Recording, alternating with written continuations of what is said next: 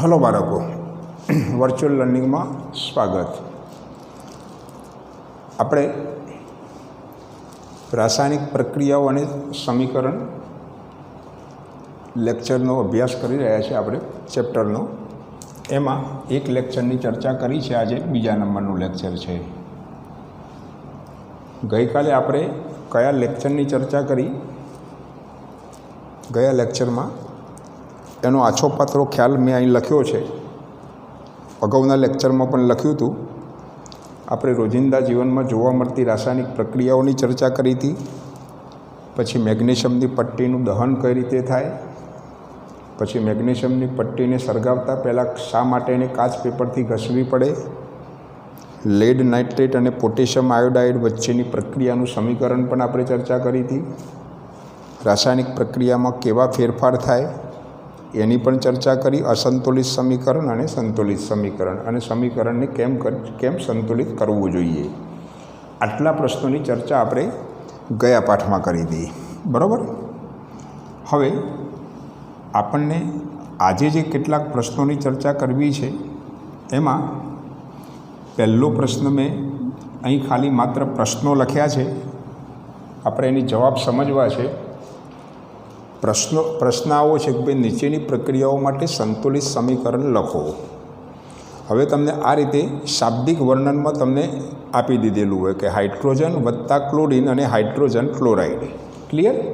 તો આ જે આખું સમીકરણ છે ને એને આપણે રાસાયણિક સૂત્ર સ્વરૂપે દર્શાવવું છે, એટલે કે એને સંતુલિત સ્વરૂપમાં લખવું છે. તમને ખબર છે બેટા કે હાઇડ્રોજન એટલે H2 થાય, ક્લોરિન એટલે Cl2 થાય, અને હાઇડ્રોજન ક્લોરાઇડ એટલે HCl થાય. ક્લિયર? તો અહીં જોવાનું કે હાઇડ્રોજન 2 છે અને ક્લોરિન પણ 2 છે અને HCl અહીં એક છે. તો આગળ તમારે 2 લખી નાખવાના, એટલે આ સમીકરણ સંતુલિત સમીકરણ કહેવાય. ક્લિયર? તો આ પ્રકારનું તમને આપેલું હોય અને તમને એમ કે એનું સંતુલિત સમીકરણ લખો, તો તમારે આ રીતે લખવાનું. હવે પછીના સમીકરણો એવા લખ્યા છે કે એમાં તમારા માટે પ્રોબ્લેમ શું થાય બેટા?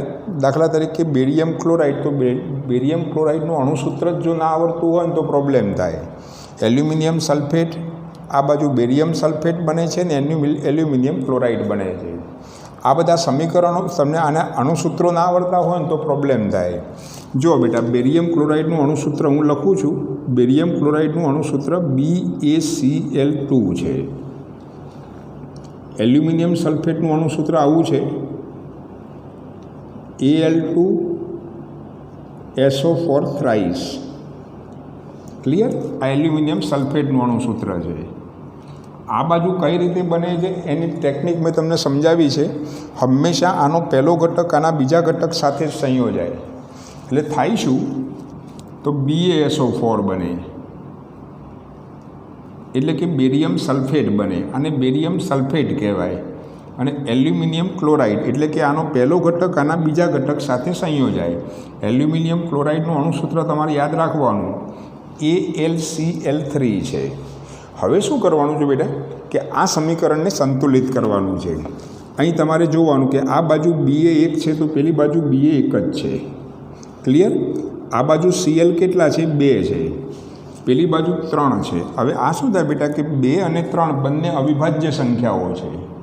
એટલે આ બંનેની સંખ્યા સરખી કરવી હોય ને તો કરવાનું શું કે આ 2 છે એ 2 વડે આને ગુણી નાખવાના, અને આ અહીં 3 છે એટલે 3 વડે આને ગુણી નાખવાના. બોલો, ક્લિયર? હવે જરા આગળ વધીએ. આ બાજુ Al કેટલા છે? 2. તો આ બાજુ પણ Al 2 છે. ચલો, વાત પતી ગઈ. આ બાજુ SO4 કેટલા છે? 3. તો આ બાજુ SO4 એક જ છે, તો આપણે અહીંયા આગળ 3 લખી નાખવાના. ક્લિયર? એટલે આ સમીકરણ છે ને સંતુલિત સમીકરણ કહેવાય. બોલો, ક્લિયર બેટા? તો આ રીતે સંતુલિત સમીકરણ લખાય. હવે જરા આપણે આગળ વધવું છે કે સોડિયમ વત્તા પાણી. ચલો, સોડિયમનું અણુસૂત્ર તમને આવડે છે. સોડિયમ એટલે Na. પાણીનું અણુસૂત્ર પણ તમને આવડી જાય, તો H2O. ક્લિયર? બને શું? તો સોડિયમ હાઇડ્રોક્સાઇડ.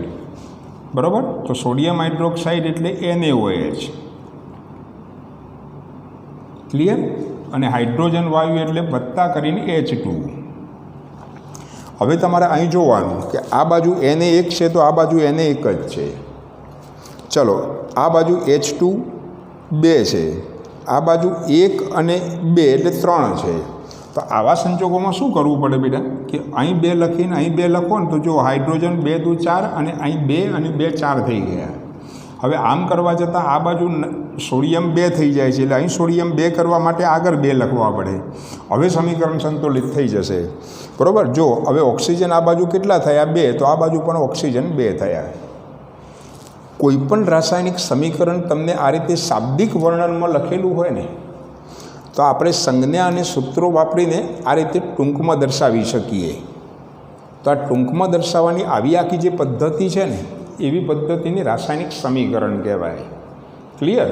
એટલે તમને આ રીતે શાબ્દિક વર્ણન આપેલું હોય તો કરવું શું પડે બેટા, એની સંજ્ઞા જાણતા હોઈએ અથવા તો સૂત્રો જાણતા હોઈએ અને સંજ્ઞા અને સૂત્રો વાપરીને એને ટૂંકમાં લખવાનું જે સાંકેતિક સ્વરૂપ છે ને એને રાસાયણિક સમીકરણ કહેવાય. એટલે આપણે શું કરીશું બેટા, હવે પછીનો જે પ્રશ્ન ભણવો છે ને એ તમને પ્રશ્ન આવું છે કે ભાઈ રાસાયણિક સમીકરણ એટલે શું.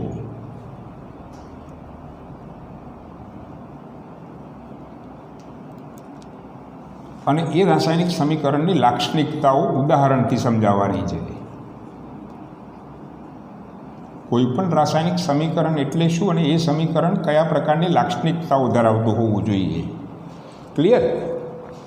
તો રાસાયણિક સમીકરણને મેં તમને સમજાવ્યું કે ભાઈ આ રાસાયણિક સમીકરણ છે, આ ઉપર એનું શાબ્દિક વર્ણન છે અને આ એનું સાંકેતિક વર્ણન છે. ક્લિયર? તો આપણે શું કર્યું બેટા કે આ રીતે શાબ્દિક વર્ણનથી લખવા જઈએ ને તો બહુ લાંબુ થાય. એટલે આપણે શું કર્યું બેટા, તો સંજ્ઞા અને સૂત્રો વાપરીને રાસાયણિક પ્રક્રિયાને ટૂંકમાં દર્શાવવાનું જે સાંકેતિક સ્વરૂપ છે એને આપણે રાસાયણિક સમીકરણ કહીશું. ફરીવાર શું લખીશું બેટા, સંજ્ઞા અને સૂત્રો વાપરીને રાસાયણિક પ્રક્રિયાને ટૂંકમાં દર્શાવવાના સાંકેતિક સ્વરૂપને.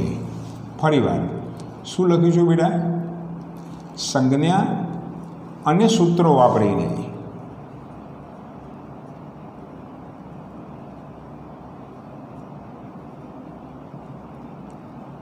રાસાયણિક પ્રક્રિયાને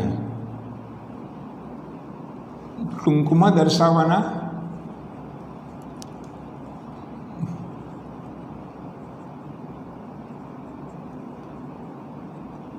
સાંકેતિક સ્વરૂપને રાસાયણિક પ્રક્રિયા કહેવાય. બોલો ક્લિયર? બીજી વાત, મેં તમને થોડી ઘણી લાક્ષણિકતાઓની ગઈકાલે ચર્ચા કરી હતી. ચલો પહેલી લાક્ષણિકતા, રાસાયણિક પ્રક્રિયામાં જે ભાગ લેતા પદાર્થો છે ને બેટા એને પ્રક્રિયકો કહેવાય. એને હંમેશા તીરની ડાબી બાજુએ લખાય. નંબર 2, રાસાયણિક પ્રક્રિયાને અંતે નિર્માણ પામતા ઉદ્ભવતા જે પદાર્થો છે ને એને તીરની જમણી બાજુએ લખાય. બરાબર, જેને નિપજો કહેવાય. એટલે અહીં બરાબર યાદ રાખવાનું બેટા, પહેલી લાક્ષણિકતા શું છે તો રાસાયણિક પ્રક્રિયામાં ભાગ લેતા પદાર્થો છે ને એ પદાર્થોને પ્રક્રિયકો કહેવાય.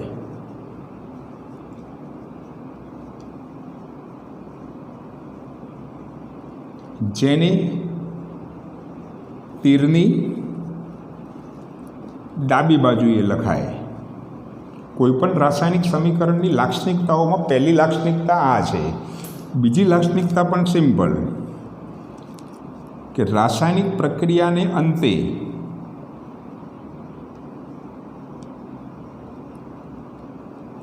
ઉદ્ભવતા પદાર્થો છે ને એ પદાર્થોને નિપજો કહે છે. જેને તીરની જમણી બાજુએ લખાય. બોલો બેટા, 2 લાક્ષણિકતાઓની ખબર પડી? જો આ બધા પદાર્થો છે ને પ્રક્રિયામાં ભાગ લેતા પદાર્થો છે, એટલે આ બધા પદાર્થો છે ને એને પ્રક્રિયકો કહેવાય. એને તીરની હંમેશા ડાબી બાજુએ લખાય. અને આ બધા જે પદાર્થો છે ને પ્રક્રિયાને અંતે ઉદ્ભવતા પદાર્થો છે. બરાબર? એટલે એ બધા પદાર્થોને આપણે નિપજો કહીશું. બરાબર? અને નિપજોને હંમેશા તીરની જમણી બાજુએ લખાય.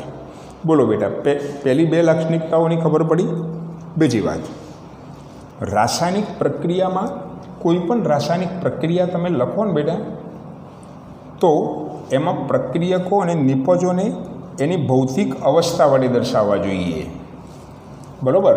તો રાસાયણિક પ્રક્રિયામાં ત્રીજી લાક્ષણિકતા કે રાસાયણિક પ્રક્રિયામાં પ્રક્રિયકો અને નિપજોને તેની ભૌતિક અવસ્થા વડે દર્શાવાય છે. ભૌતિક અવસ્થા એટલે શું? તો ઘન, પ્રવાહી અને વાયુ એ એની ભૌતિક અવસ્થા છે. ચલો બેટા, ત્રીજી લાક્ષણિકતા કે રાસાયણિક પ્રક્રિયામાં પ્રક્રિયકો અને નિપજો ને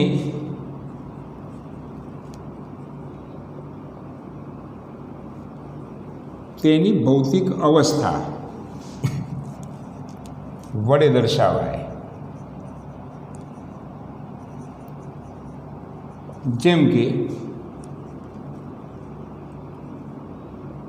ઘન માટે આ રીતે એસ લખવાનો, સોલિડ.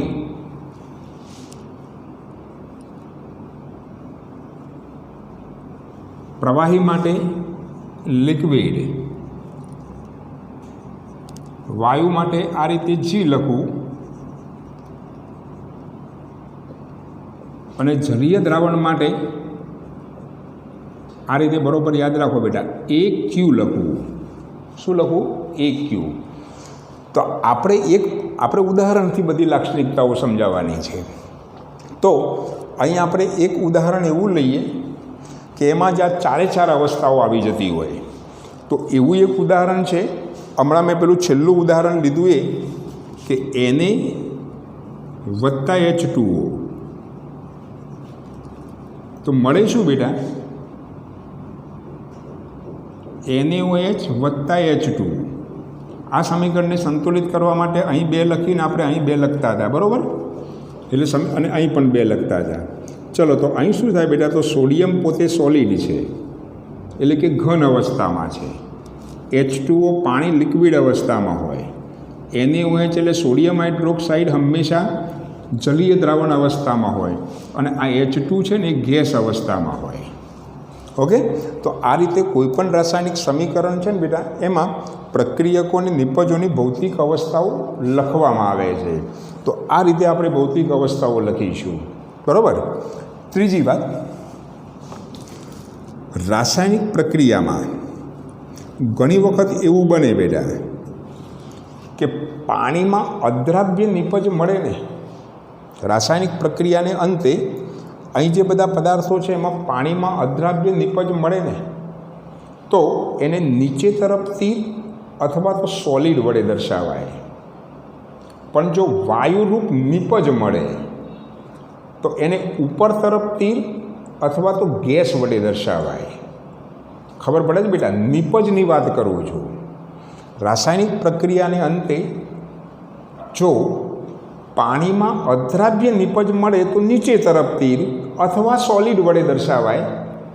અને જો વાયુરૂપ નિપજ મળે તો ઉપર તરફથી અથવા તો ગેસ વડે દર્શાવાય. બોલો, ક્લિયર બેટા? તો લખવાનું કે જો પાણીમાં અદ્રાવ્ય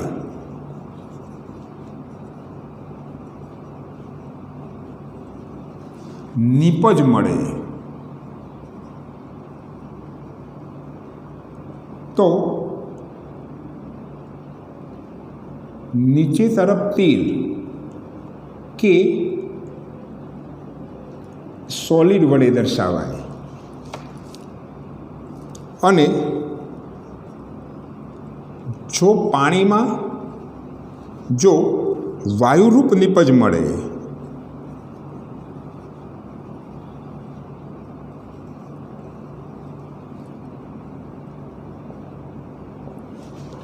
તો ઉપર તરફ તીર કે ગેસ વડે દર્શાવાય. ક્લિયર? હવે હું તમને ઉદાહરણ આપું. આમાં શું કરવું પડે બેટા કે એક સમીકરણ એવું લખવું પડે કે એમાં અદ્રાવ્ય નિપજ મળતી હોય, બીજું સમીકરણ એવું લખવું પડે કે એમાં વાયુરૂપ નિપજ મળતી હોય, બરાબર. અદ્રાવ્ય નિપજ મળતી હોય ને એવું સમીકરણ આવું છે બેટા, જુઓ, AgNO3 વત્તા NaCl, આને સિલ્વર નાઇટ્રેટ કહેવાય, યાદ રાખવું હોય તો. અને આ NaCl એટલે કે સોડિયમ ક્લોરાઇડ છે, બરાબર. તો આ બંને છે ને બેટા એ જલીય દ્રાવણ સ્વરૂપે હોય. તો બને શું? તો AgCl બને વત્તા NaNO3 મળે. તો આ જે છે ને બેટા એ પાણીમાં અદ્રાવ્ય નિપજ છે. હવે પાણીમાં અદ્રાવ્ય નિપજ છે એટલે આપણે શું કરવું પડે? એની બાજુમાં આ રીતે તીર બતાવવું પડે. તો આ રીતે કૌંસમાં બતાવો તો સારું, બરાબર. અથવા તો શું કરવું પડે બેટા? તમારે આવું નીચે તરફ પાણીમાં અદ્રાવ્ય નિપજ છે તો નીચે આ તો એકયું સ્વરૂપે જ મળે. પાણીમાં અદ્રાવ્ય નિપજ AgCl મળે છે એટલે આપણે શું કરવું પડે? કાં તો નીચે તરફ તીર મારવું પડે અથવા શું કરવું પડે? આ બધું એમનું એમ જ આ AgClની બાજુમાં તમે સોલિડ લખી નાખો, બાકીનું બધું એમને એમ જ. ચલો, તો પાણીમાં અદ્રાવ્ય નિપજવાળું સમીકરણ લખ્યું. હવે આપણે બીજું શું છે? તો વાયુરૂપ નિપજ. એ તો સિમ્પલ બેટા, નિપજની વાત કરું છું. આ C સોલિડ હોય, O2 ગેસ છે. જો વાયુરૂપ નિપજ મળે તો શું કરવાનું બેટા? CO2ની બાજુમાં શું કરવાનું? ઉપર તરફ તીર મારવાનું. ધારો કે તમે ઉપર તરફ તીર મારતા નથી તો શું કરવાનું? આ CO2 લખીને બાજુમાં તમારે ગેસ લખી નાખવાનું. બોલો, ક્લિયર? તો રાસાયણિક પ્રક્રિયાઓ છે ને એમાં ઘણી વખત પાણીમાં અદ્રાવ્ય નિપજ મળે તો નીચે તરફ તીર અથવા તો સોલિડ વડે, અને વાયુરૂપ નિપજ મળે તો ઉપર તરફ તીર કે ગેસ વડે દર્શાવાય. બોલો, ક્લિયર? તો આ 4 લાક્ષણિકતાઓની ખબર પડી ને બેટા, તો એની 5મી લાક્ષણિકતા તરફ જવું છે, બરાબર. 5મી લાક્ષણિકતા શું છે? કે ઘણી વખત રાસાયણિક પ્રક્રિયાઓ છે ને બેટા એ તાપમાન, દબાણ અને ઉદ્દીપક જેવા પરિબળોની હાજરીમાં થાય. રાસાયણિક પ્રક્રિયાઓ છે ને બેટા એ તાપમાન, દબાણ અને ઉદ્દીપકની હાજરીમાં થાય. તો આવા પરિબળો છે ને એને તીરની ઉપર કાં તો નીચે તરફ દર્શાવાય. ક્લિયર? કેટલીક રાસાયણિક પ્રક્રિયાઓ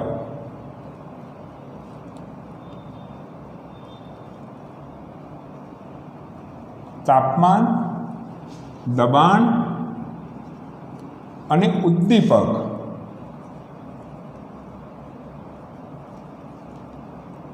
જેવા પરિબળોની હાજરીમાં થાય.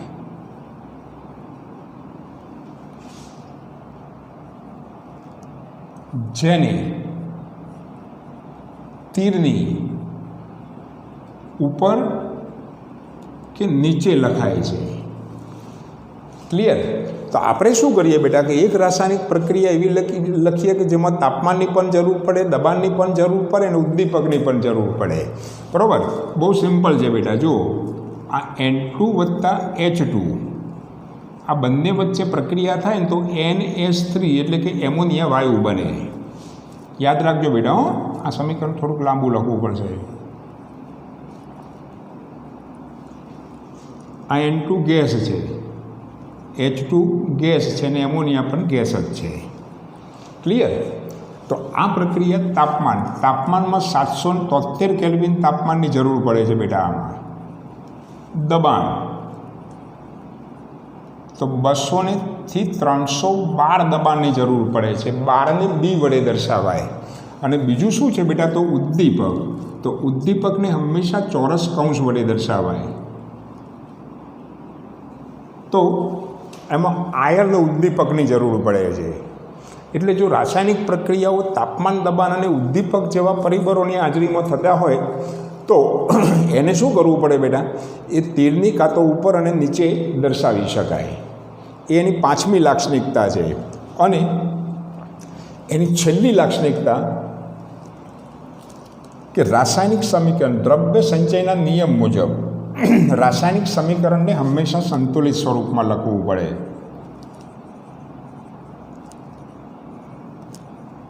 દ્રવ્ય સંચયના નિયમ અનુસાર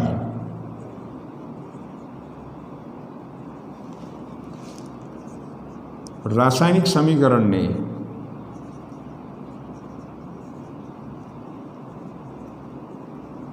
સંતુલિત સ્વરૂપે લખવું. ક્લિયર? આપણે ઉદાહરણ આપી દઈએ, હમણાં પેલું આપી દઈએ. Na+H2O હોય તો શું બને બેટા? NaOH+H2. સમીકરણને સંતુલિત કરવા માટે અહીં 2 અહીં 2 ને અહીં 2. સમીકરણ હંમેશા સંતુલિત સ્વરૂપમાં લખવું જોઈએ. ફરીવાર સમગ્ર પ્રશ્ન અગત્યનો. સૌથી પહેલાં તો રાસાયણિક સમીકરણ કોને કહેવાય? તો આપણે શું વ્યાખ્યા લખી હતી કે સંજ્ઞા અને સૂત્રો વાપરીને રાસાયણિક પ્રક્રિયાને ટૂંકમાં દર્શાવવાનું સાંકેતિક સ્વરૂપ, જેને રાસાયણિક સમીકરણ કહેવાય. ચલો, તો રાસાયણિક સમીકરણની પહેલી લાક્ષણિકતા કઈ હતી કે ભાઈ પ્રક્રિયામાં ભાગ લેતા પદાર્થોને પ્રક્રિયકો કહેવાય, જેને તીરની ડાબી બાજુએ લખાય. રાસાયણિક પ્રક્રિયાને અંતે ઉદ્ભવતા પદાર્થો એને નિપજો કહેવાય, એને તીરની જમણી બાજુએ લખાય. એની બીજી લાક્ષણિકતા હતી. ત્રીજી લાક્ષણિકતા કઈ છે બેટા? તો રાસાયણિક પ્રક્રિયામાં પ્રક્રિયકોને નિપજોને તેની ભૌતિક અવસ્થા વડે દર્શાવાય.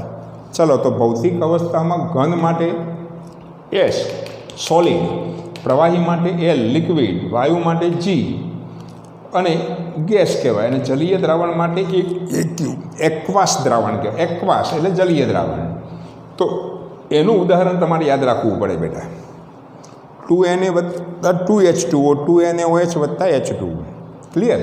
તો અહીં જુઓ બેટા, Na સોલિડ છે, H2O લિક્વિડ છે, NaOH એક્યુ છે ને H2 ગેસ છે. બીજી વાત, જો રાસાયણિક પ્રક્રિયામાં પાણીમાં અદ્રાવ્ય નિપજ મળે તો નીચે તરફ તીર અથવા તો સોલિડ વડે દર્શાવાય, અને જો વાયુરૂપ નિપજ મળે તો ઉપર તરફ તીર અથવા તો ગેસ વડે દર્શાવાય. AgNO3+NaCl તો AgCl+NaNO3. તો આપણે શું કર્યું બેટા? તો પાણીમાં અદ્રાવ્ય નિપજ અહીં AgCl છે, એટલે AgClની બાજુમાં નીચે તરફ તીર લંબાડ્યું, અથવા તો આપણે શું કરવું પડે? આખું સમીકરણ એમનું એમ જ, પણ ખાલી AgClની બાજુમાં તમે સોલિડ વડે પણ દર્શાવી શકો. પછી બીજું આપણે વાયુરૂપ નિપજ માટેનું ઉદાહરણ લીધું. તો કયું લીધું? તો C+O2 તો CO2. CO2ની બાજુમાં તમે ઉપર તરફ તીર મારો, અથવા તો CO2ની બાજુમાં નીચે તરફ ગેસ લખો. ક્લિયર? ઓકે. બીજી વાત, કેટલીક રાસાયણિક પ્રક્રિયાઓ એવી હોય કે જે તાપમાન, દબાણ અને ઉદ્દીપક જેવા પરિબળોની હાજરીમાં થતી હોય, તો આવા પરિબળો હંમેશા તીરની ઉપર અથવા તો નીચે લખવામાં આવે છે. તો એવું સમીકરણ કયું લખ્યું? તો N2+અહીં 3H2 લખવું પડશે બેટા, અને અહીં 2H2. સમીકરણ તો સંતુલિત સ્વરૂપમાં જ લખવું પડે. તો આપણે શું કર્યું બેટા? કેટલા તાપમાનની જરૂર પડે છે? તો 773 કેલ્વિન તાપમાનની જરૂર પડે છે. દબાણ કેટલું રાખવું પડે છે? તો 200 થી 312 દબાણ રાખવું પડે છે.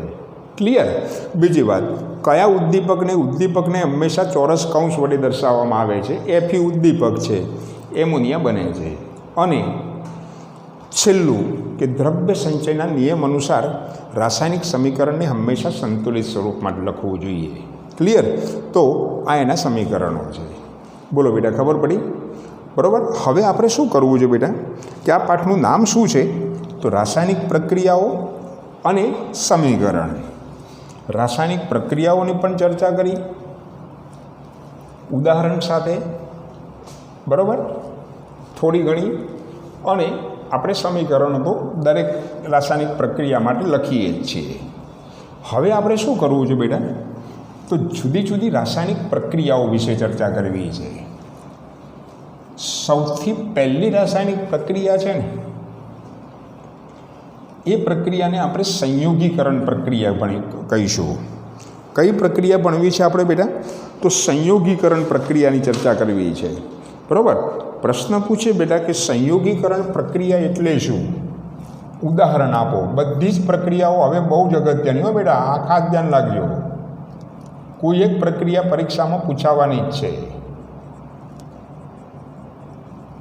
સંયોગીકરણ પ્રક્રિયા કોને કહેવાય અને એનું ઉદાહરણ. સંયોગીકરણ પ્રક્રિયામાં સંયોગ થાય, ભેગા થાય. બરાબર. તો આમાં થાય શું? બહુ સિમ્પલ ભાષામાં સમજવું હોય ને તો શું લખાય બેટા? કે નાના અણુઓ ભેગા થઈને મોટો અણુ બને. ક્લિયર? તો સંયોગીકરણ પ્રક્રિયાની ઓરિજિનલ વ્યાખ્યા શું છે કે જે રાસાયણિક પ્રક્રિયામાં બે કે તેથી વધુ પ્રક્રિયકો વચ્ચે પ્રક્રિયા થઈ અને એક જ નિપજ બનતી હોય. ફરીવાર, જે રાસાયણિક પ્રક્રિયામાં બે કે તેથી વધુ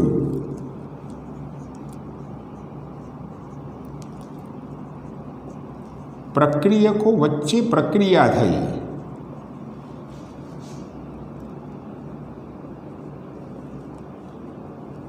એક જ નિપજ બને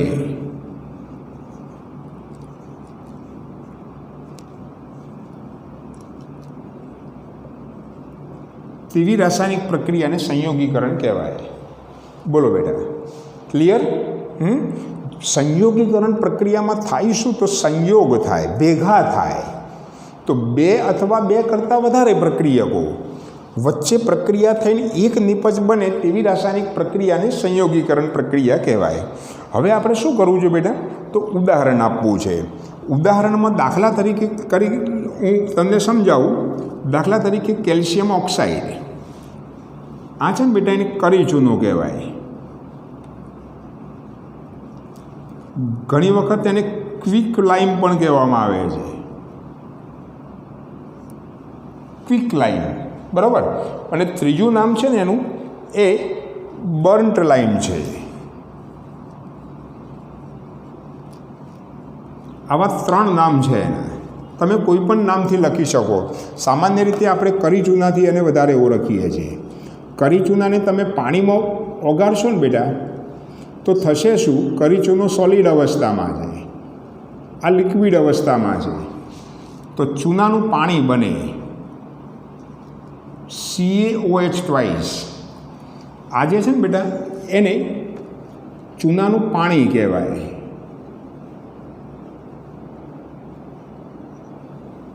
અથવા તો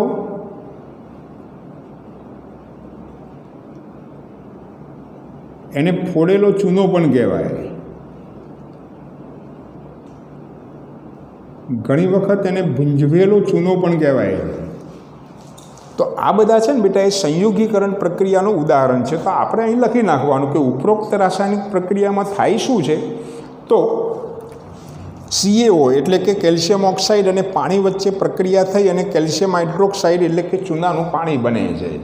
ક્લિયર?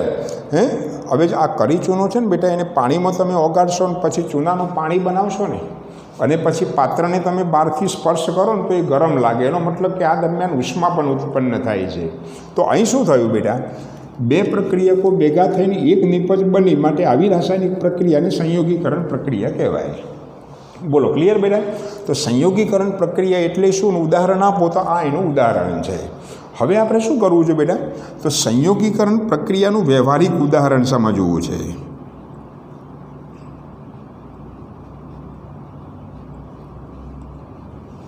પ્રક્રિયાનું વ્યવહારિક ઉદાહરણ.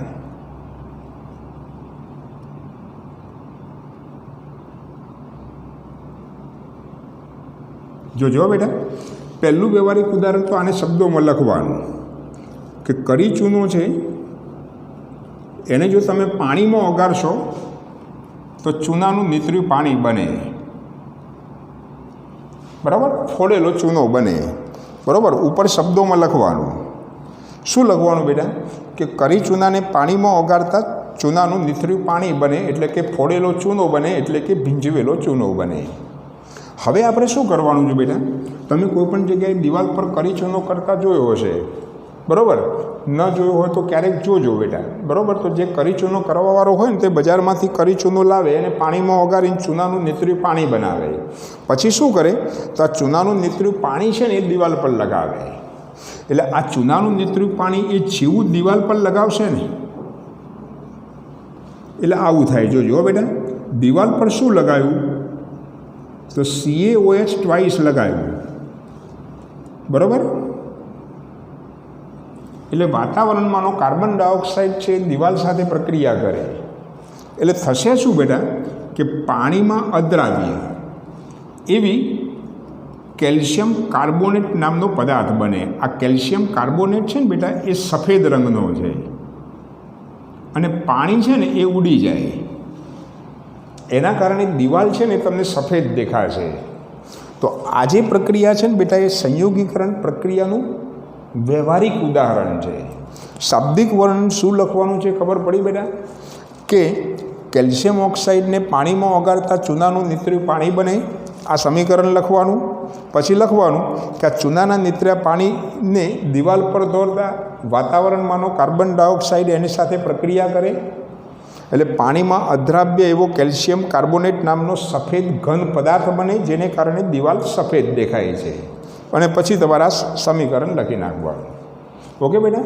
તો આજે આપણે જે જુદી જુદી રાસાયણિક પ્રક્રિયાઓની ચર્ચા કરવાની છે ને એમાં સૌથી પહેલી રાસાયણિક સંયોગીકરણ પ્રક્રિયાની ચર્ચા કરી.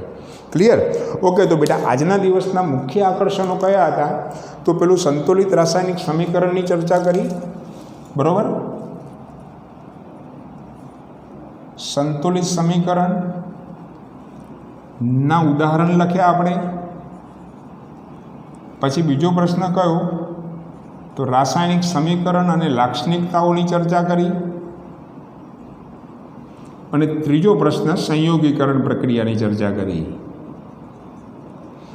તો આટલા પ્રશ્નોની આજે આપણે ચર્ચા કરી, બરાબર? તો આટલા પ્રશ્નોનો બહુ સઘનપૂર્વક અભ્યાસ કરવાનો. બાકીના પ્રશ્નોની ચર્ચા હવે પછીના લેક્ચરમાં આપણે કરીશું. પણ ટૂંકમાં આજે હવે પછી બેટા બધી મોટાભાગની રાસાયણિક પ્રક્રિયાઓની ચર્ચા કરીશું, બરાબર? પહેલી રાસાયણિક પ્રક્રિયા કઈ હતી? સંયોગીકરણ. એમાં ભેગું થયું. હવે આપણે વિઘટન પ્રક્રિયાની વાત કરીશું એટલે એમાં છૂટા પડશે, બરાબર? ટૂંકમાં આવતીકાલે બાકીની પ્રક્રિયાઓની ચર્ચા કરીશું. આટલા પ્રશ્નો તૈયાર કરવા.